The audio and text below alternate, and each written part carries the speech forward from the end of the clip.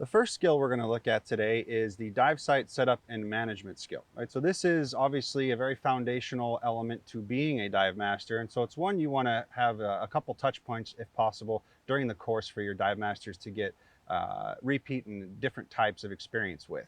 Obviously, it's designed to help prepare your candidates to organize and manage and prepare the pre-dive logistics of wherever you're going to be diving, whether they're going to be supervising certified divers there or acting as an instructional assistant there. So this one is a really nice one that you're able to customize to your local environment. So if you are in an area that uses boats, or if you're in an area that dives from shore, you're able to customize it to fit that need, right? Where possible, it's nice to show candidates as many different types of dive sites, or at least discuss them on how they would organize that, because it's likely once they become a dive master, they may be operating in different environments. So the more exposure you can give them to different types of environments, the better here, right?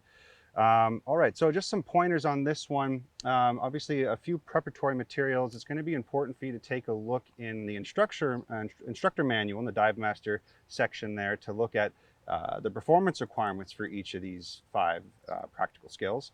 But also the guide to teaching is really going to provide you a lot more kind of in-depth detail on how you can think about organizing and managing each one of these, right? So make sure that you pair those together and get your plan together, along with the other resources that you're going to need, like your slates as an instructor, the dive masters bringing their own slates, and other various equipments you might need, as is discussed within the instructor manual and also in your guide to teaching as well. So for the dive site setup and management, just some points here. Obviously, you want to get people to work together if possible, so you can have them all work on the same dive sites, right? Or even better, get them to work in buddy pairs on different dive sites, right? And then discuss those, at the end of each session, right? After arriving at the dive site, you're going to want to prompt candidates on a few different things. And again, these are detailed very clearly in your guide to teaching. But as the instructor, you want to make sure that you're choosing a location that's going to be conducive for your candidates here from a learning experience, right? So from setting up and assembling equipment, asking your candidates to help explain why this location is suitable, for example, if it's got a variety of different shady spots or unshaded spots, grass and sandy patches, and obviously benefits of those different areas, and that kind of thing, right?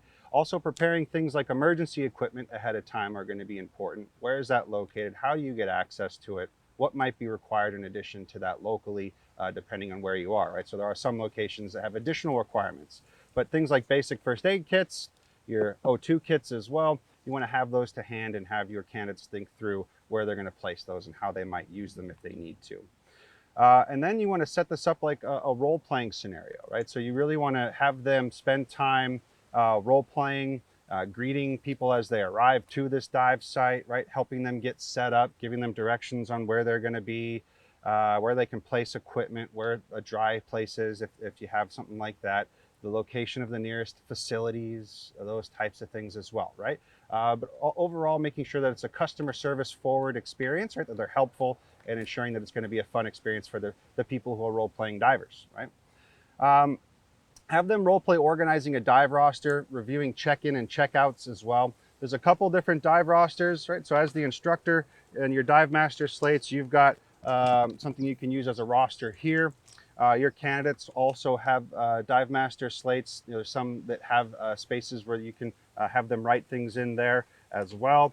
You could also utilize the back of the skill slate here, or just having if you're printed off your own roster if it's customized, or even just a blank slate could do it as well, right? So lots of different options there for materials on utilizing rosters, but also very important that they use that, right? And that they're comfortable adapting that to different materials. Choosing appropriate vantage points as well is going to be important for their various supervisory roles at these locations, and then making sure that you counsel them on making sure they're available to answer questions or notice difficulties with certain divers, maybe in setting up equipments or not knowing where something is, and how they can help them overcome that, right? And then also other things to keep in mind are setting up of any required descent lines or floats or dive flags or other things that you might need to do, like checking in with the lifeguard station before you get started at that facility. But the point is to customize it to some degree there, depending on your location and the needs of that location, but to ensure that you're covering the performance requirements as they're outlined in your instructor manual as well.